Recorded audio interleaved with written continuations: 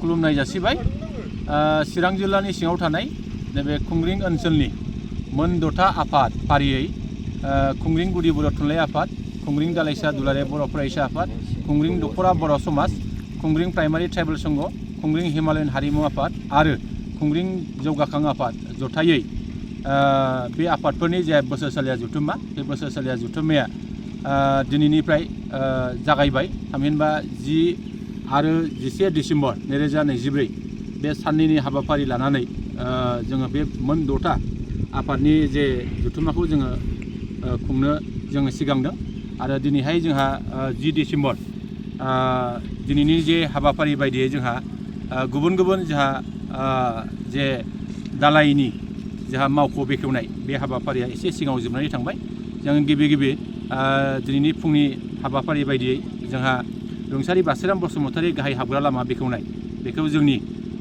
खुंग्रिं बेसिडेन्सिनि जोंहा मासिगिरि असमि नार्जारिया बेखेवनानै होलांबाय आरो नैथियाव जोंहा रुंसारि रमन कुमार बसुमतारी जामुंसालि बेखेवनाय बे बेखेवनायखौ जोंनि खुंग्रिं फरेस्ट रेन्जनि जोंहा रेन्जार करेन्द्र नार्जारि बिथाङा बेखेवनानै होलांबाय आरो जोंहा थामथियाव रुंसारि माइनो कुमार बसुमतारी थान्दै नब्लां बे थान्दै नब्लांखौ जोंनि चिरां जिल्ला UPPLनि गाहाय नेहाथारि लोगोसे जोंनि 12 नं चिरां दुवार समस्तिनि जा TCLCCनि जोंहा मासिगिरि बिदा गेदेर अमर सिंह ब्रह्म बिथाङा बेखेवनानै होलांबाय आरो जोंहा रुंसारि बिश्वनाथ बसुमतारी गाहाय सायनासालि बेखौ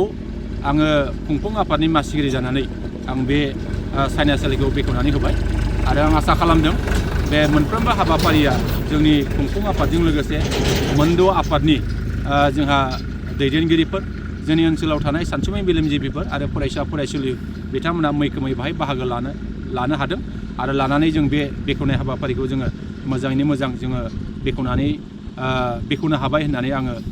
मिजिं खालामदों आरो लोगोसे जोंहा दा नैबे हाबाफारि जोबनायनि उनावहाय जोंहा सेथि थान्दै मेल जागोन। बाहाय जोंहा खुंग्रिं दख'रा बर' समाज आरो खुंग्रिं प्राइमारि ट्राइबेल संघ बिथांमोनहा दा थान्दै मेला सोलिगासिनो दङ आरो बिनि उनावहाय जोंहा खुंग्रिं दालाइसा एबसु आरो लोगोसे खुंग्रिं हिमालयान हारिमु आफाद बिथांमोननि थान्दै मेला दा दसे बावैनि उनाव जागोन आरो बिनि उनावहाय जोंहा थामथि थान्दै मेल जागोन खुंग्रिं गुदि बर' थुनलाइ आफाद आरो खुंग्रिं जौगाखां आफाद बे मोननै आफादनि जे थान्दै मेलाबो जानो थांगासिनो दङ आरो बिनि उनावहाय जोंहा 5 रिंगायाव जोंनि गोजोन आरो खौसेथिखौ नोजोर लाखिनानै जे जोंहा आलारि बाथि सावनाय बे आलारि बाथि सावनाय हाबाफारिया जोंनि BTRनि चिफ मानाव गेदेर प्रमद बर'नि OSD डक्टर सांग्रां ब्रह्म बिथाङा दायोहाय फैनानै बे आलारि बाथि सावजेननाय हाबाफारिखौ जोङो जागायगोन आरो बेबायदिनो दिनैनि 10 डिसेम्बर 2024 मायथाइनि गिबि साननि जे गिबि हाबाफारि बे हाबाफारिफ्रा सोलिलांबाय थागोन आं बेखौ मिजिं खालामो। गाबोननि जे हाबाफारि जोंहा गाबोन 11 डिसेम्बर 2024 बुधबार सानखालि जोंहा फुंबिलिनि हाबाफारि बायदियै जोंहा मोन 6था आफादनि जोंहा फिरफिला उरायहोनाय बेखौ जोंहा खालामगोन आरो नैथियाव जोंहा मुंख्लंफोरनो बिबार बावनाय बे हाबाफारिखौबो जोङो खालामगोन आरो बिनि उनावहाय जोंहा खन्थाइ आवरायनाय बादायलायनाय बे हाबाफारिखौ जों लादों आरो बे हाबाफारिखौ जोंहा बेखेवगिरि आलासि महरै जों थिनानै होदों जोंनि रुनिकाटा फरायसालिमानि जोंहा गोरायुं डक्टर बिजित ब्रह्म बिथाङा जोंजों बाहागो लाफैगोन आरो बिथाङा बेखेवनानै होगोन आरो बिनि उनावहाय जोंहा गेवलां मिलाव जोङो जोंनि खुंफुं आफादनिफ्राय जोंहा बिसुम्बि महरै जोङो दिहुननो थि खालामदों आरो अलरेडि दिहुननायबो जाबाय आरो बेखौ बेखेवनो थाखाय जोंहा चिरां जिल्ला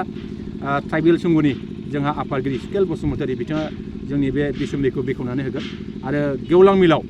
जोंहा बेखेवगिरि आलासि महरै जोंहा बाहागो लाफैगोन BTRनि जोंहा मावफुं सोद्रोमा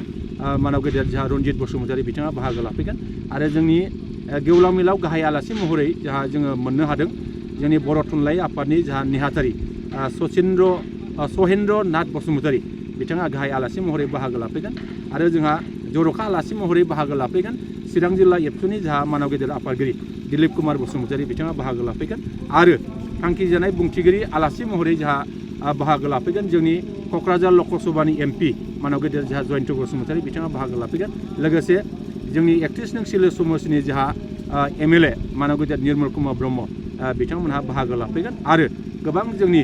माननि आलासि दङ आरो बे माननि आलासि बिथांमोनहाबो निसय जोंखौ नैबे हाबाफारियाव मदद खालामफैगोन आं बेखौ मिजिं खालामो।